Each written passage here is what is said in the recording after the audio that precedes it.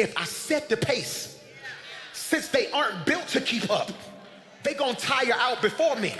He said, so I really should have only beat them by 2 seconds. I end up beating them by almost 7 seconds because I had them trying to do what I do versus doing what they do. That's why your haters are exhausted. That's why your family can't figure you out, because they so busy in competition with what could really be a blessing with them. And your word for the rest of this year need to be keep up. I'm not competing with you. I am trying, am I preaching to anybody? To be the best version of me that I can be. Now let me pause and parenthetically digress, because some of you tend to always see yourself in my message as the victim. So when I say stuff like, you need to run your race, in your head you say, to my haters. No, I'm talking to you. Some of y'all are frustrated because you on social media looking at stuff that ain't for you in this season. And you comparing. Oh, ain't no amens now. Ain't no amens now. No, we were just having church a minute ago, weren't we? But now we ain't having no church because you want to be the victim when sometimes you are victimizing your own walk. I'm not in competition. So now you sitting at home in a good relationship. Y'all honor each other, y'all respect each other, y'all love each other, y'all provide for each other. Then she posts she engaged.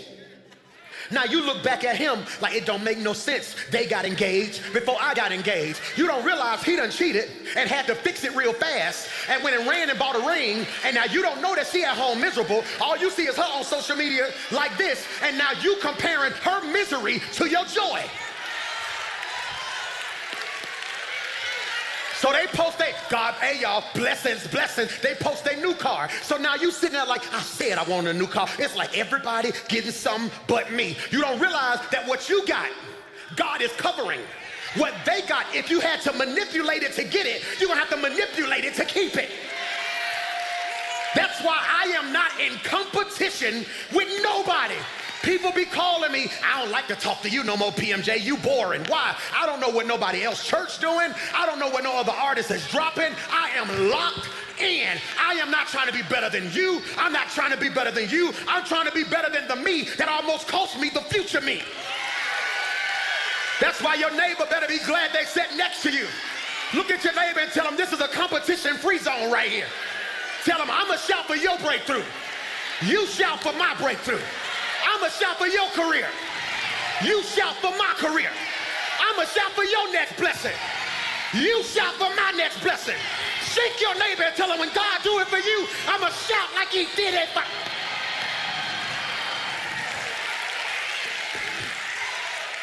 I think you mess around and sit next to an undercover hater. Reach over that hater and high five another neighbor and tell him ain't no competition. Look back at him and say, now that I think about it, it is competition. It's only one place in the Bible where God encourages competition. He says when you get to heaven, the angels gonna give God what my scholars call an antiphonal praise. That means one angel gonna say, holy. Then the other angel gonna be like, holy. Then the other angel gonna be like, holy. And God gonna be like, I'm gonna let y'all battle it out to see who got the best praise. That's why if you really wanna be in competition, your praise can't touch my... I wonder which row, which section, which member bought the best praise you can, and ain't nobody in this church gonna beat my praise. Yes. No competition. God blesses completion. God told Abraham, look at this, it's on the screen, leave your country, which is comfort. Leave your family, which is control. Leave your father's house, which is comparison. Let me pause and parenthetically digress and say this in a very simple, pragmatic way. This is what he told Abraham, not you.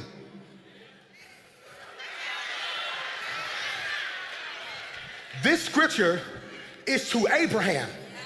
Don't walk out of here, going home, saying, you know what? I'm leaving my family. I'm leaving this country. I'm leaving my father's house. Because all three of them, are y'all listening to me? Baby girl, it's a metaphor. Put it on the screen. When he says leave country, he's saying, I need you to leave comfort. You'll be surprised how many people who are saved want to leave people but don't want to leave preferences. You want to leave people. See, when I said leave your comfort zone, first thing you heard was, I got to get them out of my life. No, I want you to leave your choices before you leave people. Because if you don't leave your choices, you're going to pick another person just like the person you left.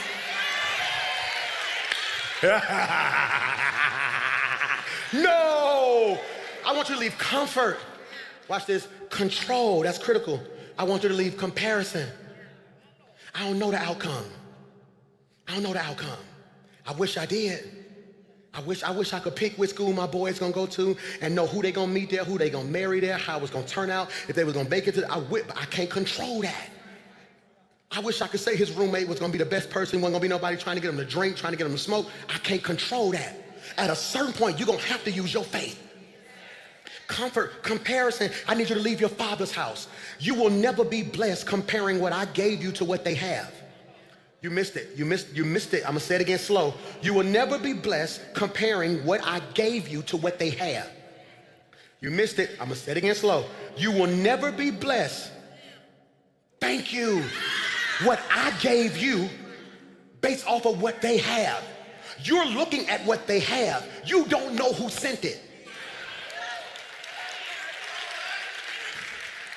Why is this important, Pastor Mike? Can you put this in your notes? Because the blessing has a blueprint. Yep. The blessing has a blueprint. You can't carry the weight of a blessing with the weakness of a poor foundation. You can't carry the weight of a blessing with the weakness of a poor foundation. I want to free you. Some of you right now aren't as blessed as you could be. And I want to say that better. I want to say that better. Some of us aren't as blessed as we could be, not because we living wrong. The foundation couldn't hold it. Who's ever played Jenga? Who hate playing Jenga with the stupid person who instantly pulls stuff from the foundation? Did you catch that? It don't start rocking till somebody starts picking. When you take stuff out the middle, ain't no problem. When you take stuff off the top, ain't no problem. Then some dummy have to realize, you wanna know why? Because the goal of the game ain't to see how long it can stay up. The goal of the game is to see the fall.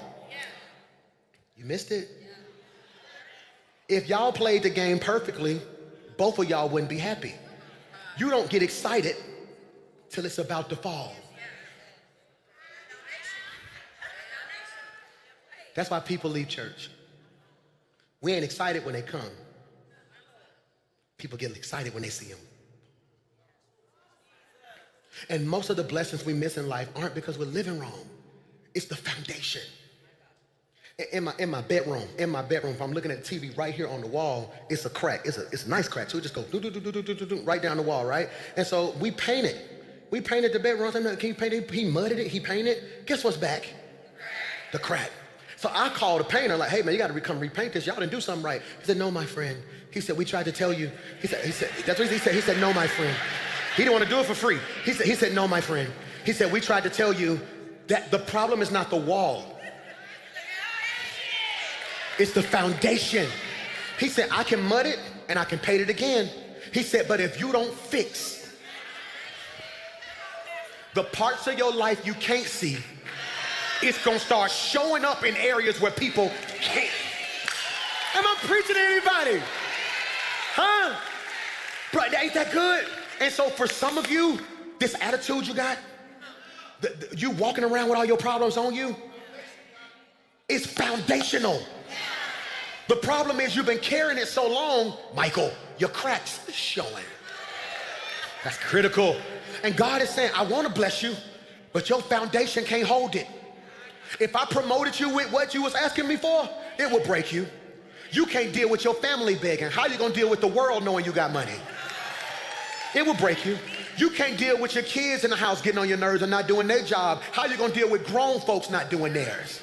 You thought you would catch a hell at home because something was wrong. What if God was trying to see if your foundation could handle promotion? Because before God gives you this, he tests you with that. And if you pass the test with this, then he lets him know that you can have that. But some of y'all keep flunking this, then pouting because you ain't got that. Y'all don't like me today and it's cool. I tell you what, I'll preach what you want to hear. If you bring me $3, by the time you get home, see, that's what you want to hear. Don't nobody want to come to church and hear you the problem. Some Some of y'all giving the devil credit for stuff he ain't even did. The devil in hell, like, we don't even have to attack them. Their choice is gonna take them out. We don't have to send no demon to their house. They gonna be so stuck playing it safe, they never gonna use their faith in the first place. And why would the devil attack somebody who ain't got enough faith in God to dream on another level? Am I preaching to anybody? So hear me. This is good. The blessing has a blueprint. You can't carry the weight of a blessing with the weakness of a poor foundation. He says in Genesis chapter 12, verse 2, I will make you a great nation. That's all I need today. I will make you. YPMJ, please take good notes. I love when y'all tag me in notes. Take really, really good notes, okay? The blessing begins with identity. The blessing ain't a number in the bank. A blessing ain't, oh my God, my boss, no, that's cool. But a real blessing starts with identity. Look at the first thing God tells him, I'm gonna make you. Why is that important, PMJ? Listen to me. God starts with identity, not activity. This is good. This is good. God starts with identity, not activity. You so ready to do before you be. When God said, no, I'm gonna bless you to be before you do. Because if you keep doing before you be, your doing gonna corrupt you. And now you're gonna actually think you saved because you work for me when I don't know you because you never commune with me. You are not a human doing. You are a human being. God is more concerned with your being than your doing. God don't need me to preach. You know how many preachers God got? If I cease to be, he's gonna stop letting my do be effective. Oh my, did you hear what I just said? If I cease being, he'll make my doing ineffective. All right, I'm gonna free you real quickly. Have you ever stopped to consider that you do what they do, but when you do it, it's different? It may be because folks try to do your do, but don't realize your do is wrapped in your being. So you can do what I do, but never do it like I do it, because you ain't being what I'm being when ain't nobody see me do what I do. My God! Are you hearing me? So hear me, you don't need to chase being known.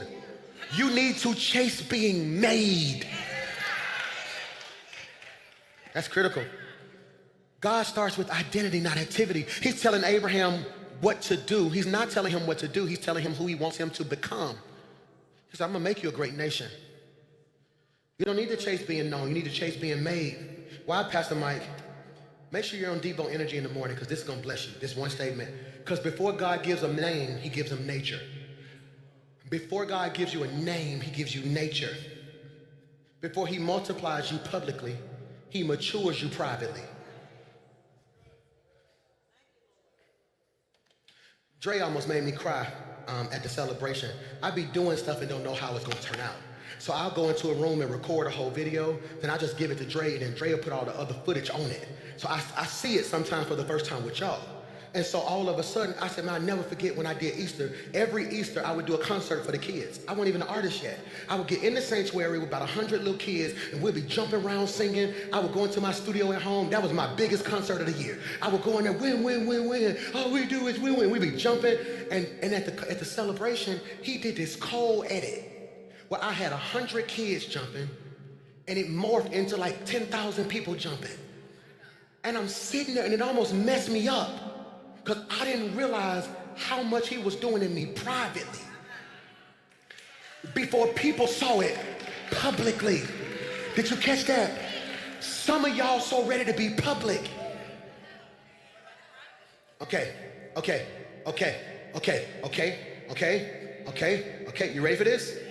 This represents a shield. You can't see. You can't see in front of this. Imagine, okay? Imagine. You can't see, okay? So if God has you here, does the enemy know you? Does the enemy know you? Does the enemy know you? Does the enemy know you?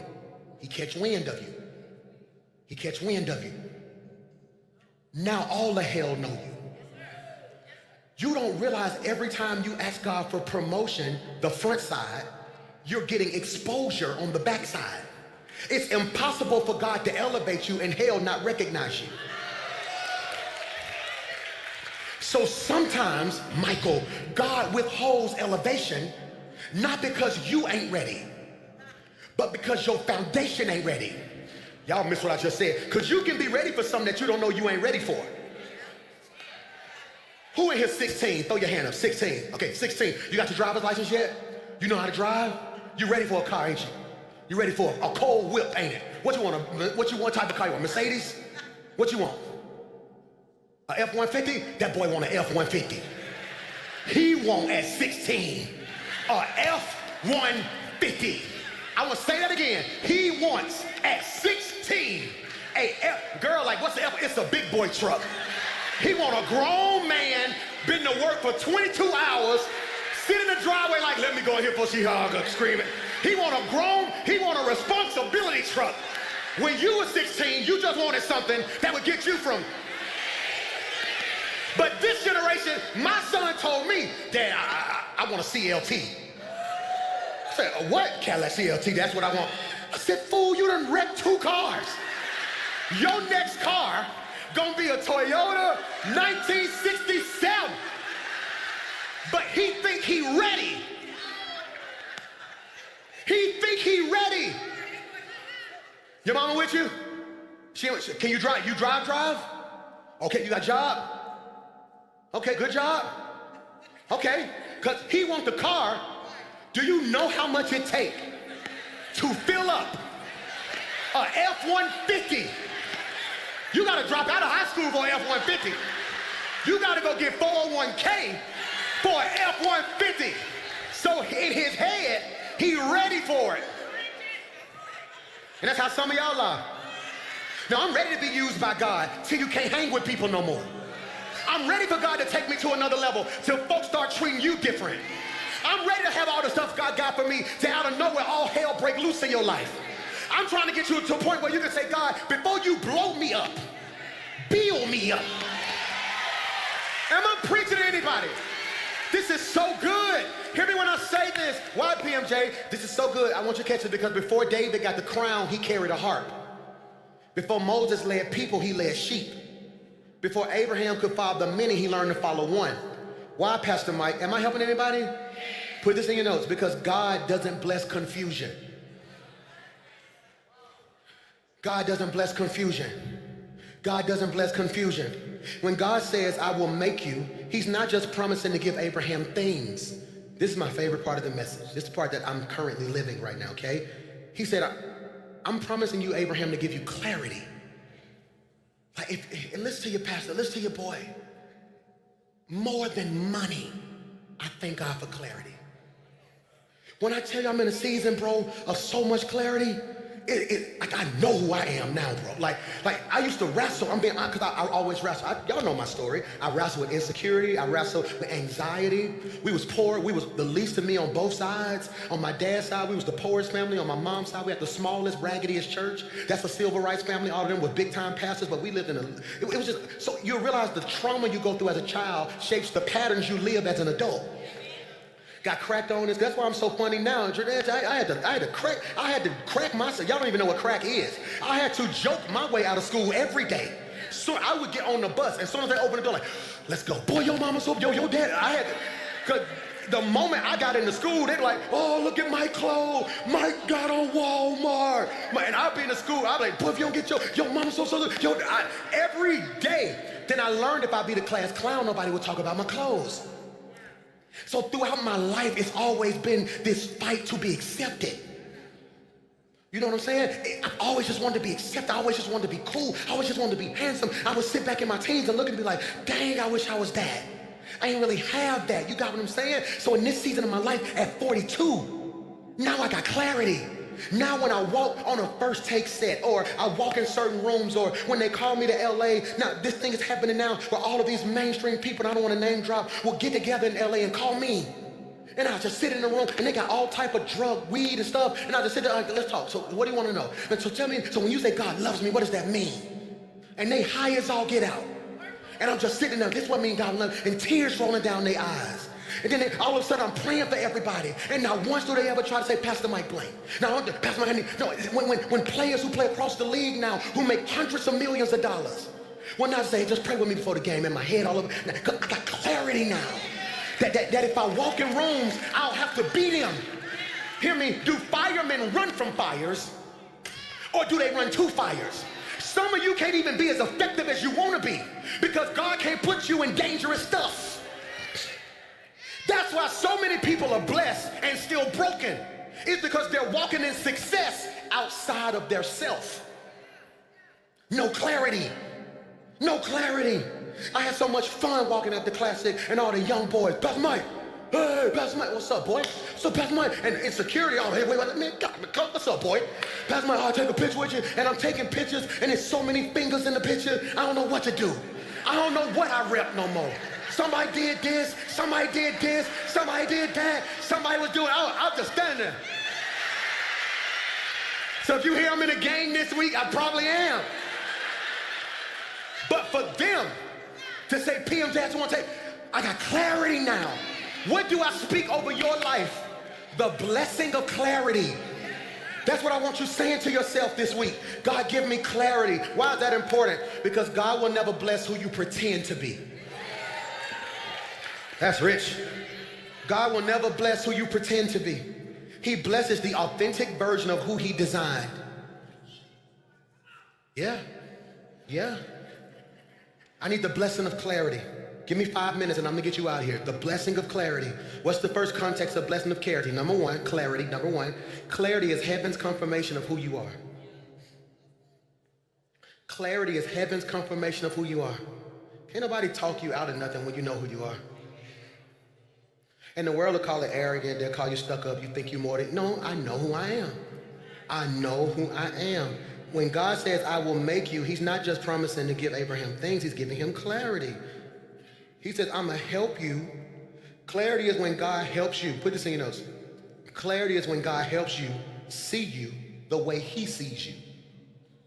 That's good. Today is really good to me. It's when God helps you see you the way he sees you. I'm gonna say this, and at 8 o'clock we had church this morning. I hope you can handle it. God's help don't always look like help. God's help don't always look like help. Oftentimes, his help hurt. That don't make sense to you, do it? No, Pastor Mike, you just said God gonna help me. Yeah, and it ain't gonna look like help. It might hurt. It might hurt. God ain't gonna sit here and tell you, put your hands up. He gonna hit you. God ain't gonna say, put your hands up. No, God gonna hit you, boom, until you realize, I need to put my hands up.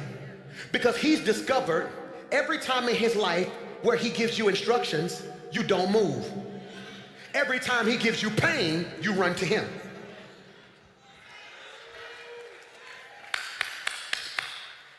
And if you're not careful, there's a difference between hell and help. Some of you think you're catching hell right now and don't realize it's actually help. Let me ask you a question. If your mama told you don't touch the stove, and you touch the stove, would it hurt? It would not hurt. The stove don't hurt. The stove don't hurt. The eye hurts when it's on. When she told you don't touch the stove, it wasn't on. She was trying to show you, hey, this is hot, don't touch it. But you had to see for yourself. Whoever ate some hot chips and then somebody said, don't touch your eyes? What's the first thing you get ready to do? You weren't even thinking about touching your eyes until they told you. You wanna know why? Because we often want what we cannot have. And what I'm trying to get you to realize, I think it's a good place to stop. I think I'm boring y'all now. Hear me when I say this. This is so critical. This is so critical. This is so critical. When God helps you, sometimes it hurts. And many of us mistake the hell we catch for the help God's sending.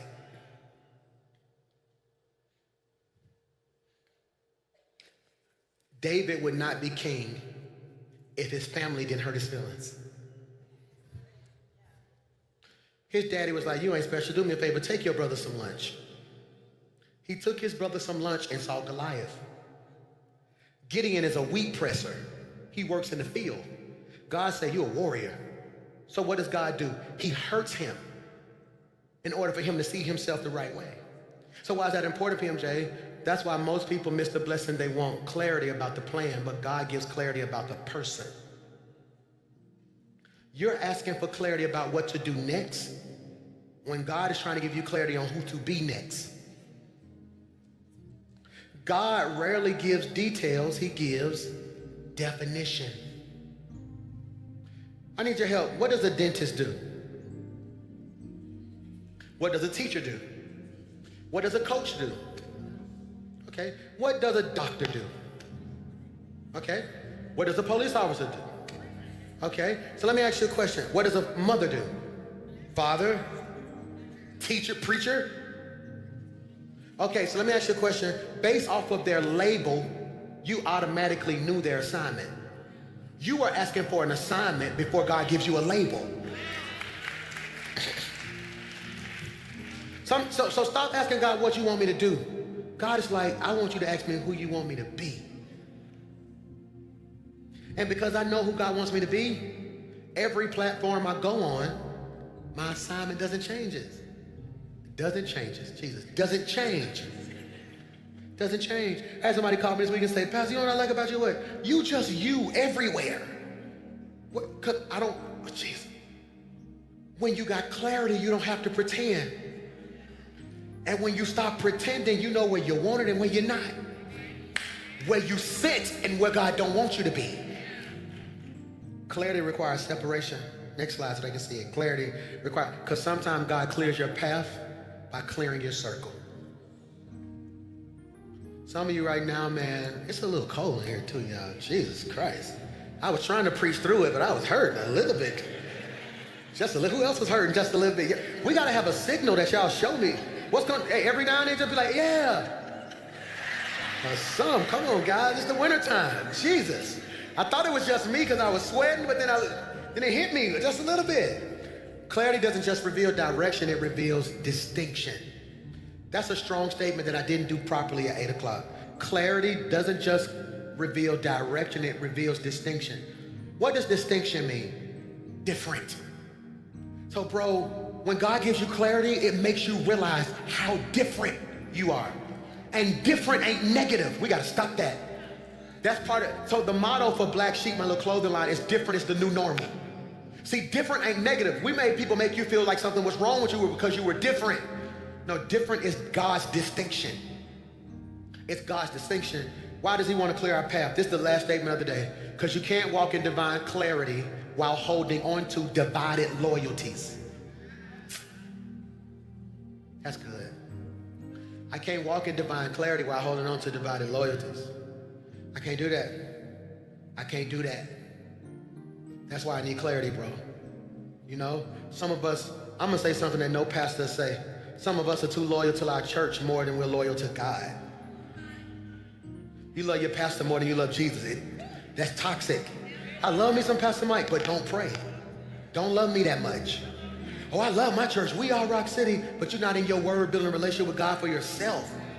Don't make this an idol or God will shut this down. Y'all don't hear me? And I know pastors don't talk like that because they love the glory. They love the love. But let me be real with you. My goal ain't to get you in my building. My goal is to get you to heaven. I'm not preaching to anybody. And that requires clarity. Clarity is knowing who God called me to be. Being who God called me to be. He tells Abraham, I will make you a great nation. That one line messed me up all day. I will make you a great nation. How you gonna make an individual a nation? That means everything that come through you gonna be blessed. And I speak over your life.